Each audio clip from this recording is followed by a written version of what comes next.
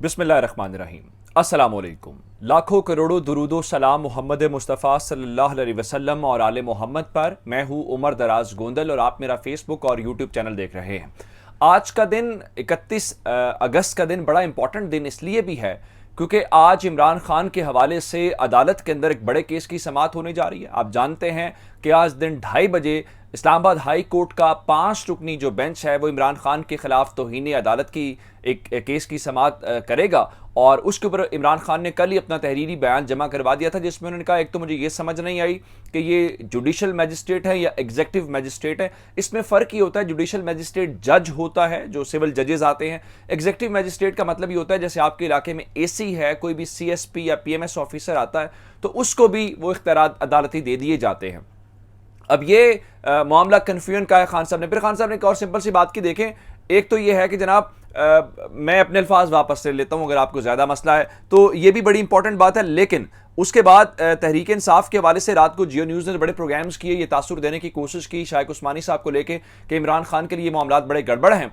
और उसके अंदर एक बात तहरीक इंसाफ बड़ी इंपॉर्टेंट कर रही है कि असल जो मुद्दा है जो शहबाज गिल के साथ हुआ वो सारे इग्नोर कर रहे हैं। दूसरे नंबर के ऊपर बड़ी इंपॉर्टेंट जो डेवलपमेंट है मैं आपको ये भी बता दूं, लोगों का ख्याल ये है कि खान साहब को यहां पे बहुत परेशानी का सामना होगा। उनकी टीम ने उनको बड़ी ब्रीफिंग दी हुई है। मैं दो निकात आपके सामने रख देता हूं जो पाकिस्तान तहरीक इंसाफ के यहां पे स्ट्रांग है इस केस के अंदर। पहली बात यह है, क्योंकि मैं खुद कानून का तालिब इल्म हूं और 184 सब क्लॉज 3 जो होती है उसके तहत सो मोटो या जिसको आप अज खुद नोटिस कहते हैं उसके अंदर सुप्रीम कोर्ट का इख्तियार है।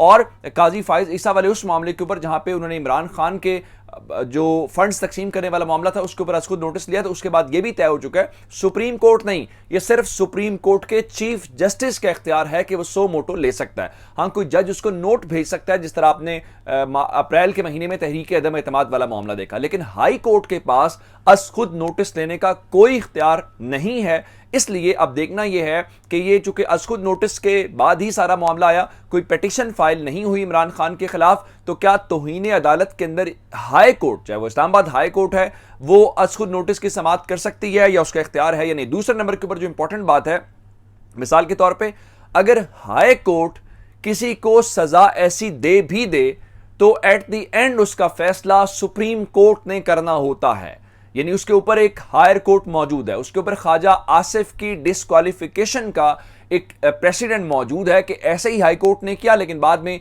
सुप्रीम कोर्ट ने उसको ओवरटर्न कर दिया।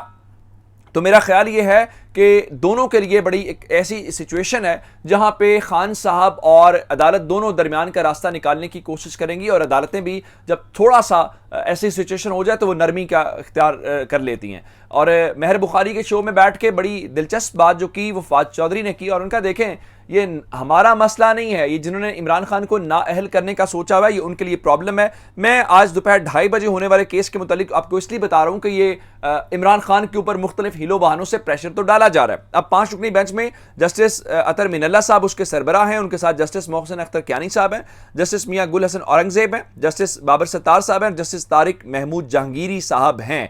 अब आगे चलते हैं कि असल में रात को इमरान खान को एक पेशकश की गई है और वो पेशकश सारे अंदाजे गलत साबित करते हैं। मिसाल के तौर पे खान साहब ने एक टेलीथॉन ट्रांसमिशन की और उस ट्रांसमिशन को लेके खान साहब ने को 520 करोड़ यानी 5.25 अरब रुपया इकट्ठा किया। उसके बाद टीवी चैनल्स के ऊपर खबर चलवाई गई, वजारत खारजा का बयान था जिसमें कहा गया कि देखें बिलावल भुट्टो जरदारी ने 1 खरब 30 अरब रुपया यानी 1.25 खरब रुपया जो है वो इकट्ठा कर लिया। अब पहली बात तो ये है कि क्या ये बिलावल भुट्टो जरदारी को फंड्स दिए गए हैं? क्या ये बिलावल भुट्टो जरदारी की दरखास्त के ऊपर पैसे दिए गए? ऐसा नहीं है, ये पैसे पाकिस्तान को दिए गए हैं। इनकी जगह पे कोई भी वजीर खारजा होता तो इतने बड़े मामले के ऊपर ऐसा ही होता और उसको पैसे दिए जाते। दूसरे नंबर के ऊपर चल के बिलावल भुट्टो जरदारी की पार्टी ने इस खबर को जारी किया, उसके बाद इस खबर को वो ऑन भी नहीं करे। आदिल निजामी साहब का इसके ऊपर एक बाकायदा ट्वीट मौजूद है, वो कह रहे हैं बस आप चला दें, हमारा नाम ना लें।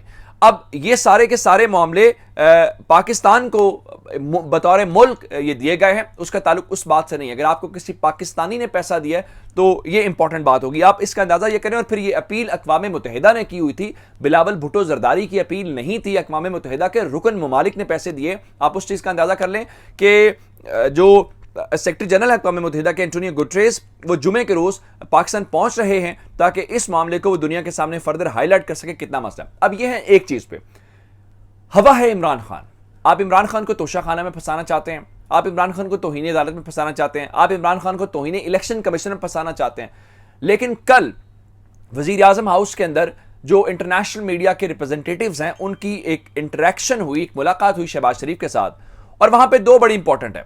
एक, हमसाया मुल्क के साथ आजकल ट्रेड का बहुत शोर है और कहा यह जा रहा है ठीक है जी, वो जो कुछ उन्होंने आर्टिकल रिमूव किया था वो उसकी भी खैर है, और वो हमारे बारे में क्या कर रहे हैं कोई मसला नहीं, चूंकि अशराफिया के मफादात इस चीज़ के साथ जुड़े हुए हैं, तो ट्रेड हमसाये के साथ करना बहुत ज़रूरी है। और इस दौरान ये भी नैरेटिव बिल्ड किया गया और सैलाब की आड़ के जैसे नवाज शरीफ को लॉन्च किया गया। अब यहाँ पे कहा गया है कि शहबाज शरीफ ने कल रात को ये बात की है कि वो इमरान खान से बातचीत के लिए तैयार हैं, और कहा सैलाब और मईशत की सूरत हाल से निपटने के लिए इमरान खान से भी बातचीत की जा सकती है, और हम मुल्क को मुश्किल सूरत हाल से निकालने के लिए मिल बैठे।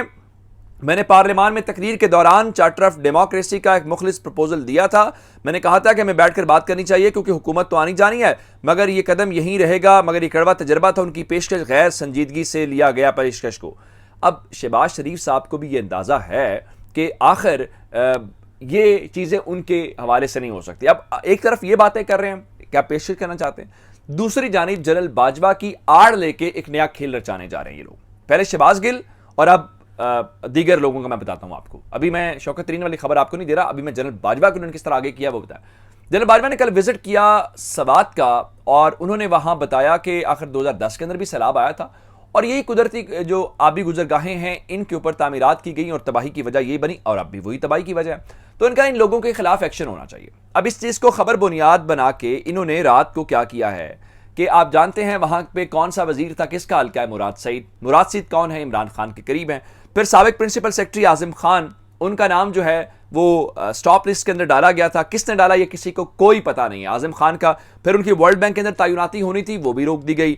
आज बुध के रोज उनके केस की भी समाअत होनी है, लेकिन अब आजिम खान और साबिक एडमिनिस्ट्रेटर सवात के खिलाफ कार्रवाई का फैसला कर लिया गया है। और बहाना क्या बनाया जाएगा जी, चूंकि आर्मी चीफ ने कहा था कि उन सबके खिलाफ एक्शन होना चाहिए, तो देखिए कौमी सलामती के इदारे कह रहे हैं तो हम इसके खिलाफ एक्शन ले रहे हैं। ये है बेसिकली, जब आप ये सारी हरकतें करेंगे तो मुझे ये बताइए कि फिर कौन आपकी इन चीज़ों को संजीदा लेगा या कौन आपके साथ बैठने की कोशिश करेगा। आप सियासत कर रहे हैं, बिलावल भुट्टो जरदारी कोऑर्डिनेटर अक़वाम मुत्तहिदा के साथ बैठ के बात कर रहे हैं जी, इमरान खान के हेलीकॉप्टर वो रास्ते सुखा रहे थे जब लोग डूब रहे थे। जबकि मैं आपको एक और खबर दे देता हूं कि सदर मुमलिकत ने आज दौरा करना है, वो नौशहरा जाएंगे और हुकाम उनको सैलाब मुतासरीन से मुतालिक आगाह करेंगे। उसके बाद डॉक्टर आरिफ अलवी रसालपुर में रिलीफ कैंप का दौरा करेंगे।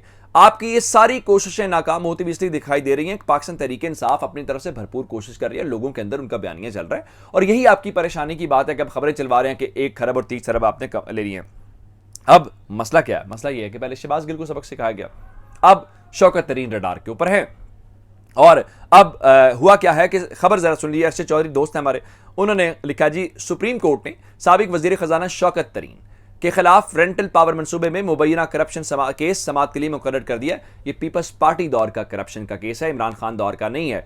और चीफ जस्टिस उमर अता बंदियाल की सरबराही में जस्टिस आयशा मलिक पर मुश्तमिल 2 रुकनी बेंच 1 सितंबर को केस की समाअत करेगा। सवाल सिर्फ एक पैदा होता है कि ये अचानक से पाकिस्तान के जो सियासी लोग होते हैं एक ख़ास मौके के ऊपर जब ख़ास बयानियाँ अपनाते हैं या ख़ास ताकतों के बारे में वो बात करते हैं, उस वक्त ही ये सारा कुछ शुरू क्यों होता है। मेरा ख्याल है कौम को बहुत अच्छे से अंदाज़ा है, और ये एक साइकिल है जो बरसों से हम देखते आ रहे हैं, चलता है और ये चलता रहेगा, और कौम के साथ ऐसे ही होता रहेगा, और जो ताकतवर है मुजारिबत ताकतवर रहेंगे। अपना बहुत सारा ख्याल रखिएगा। खुदा हाफिज़।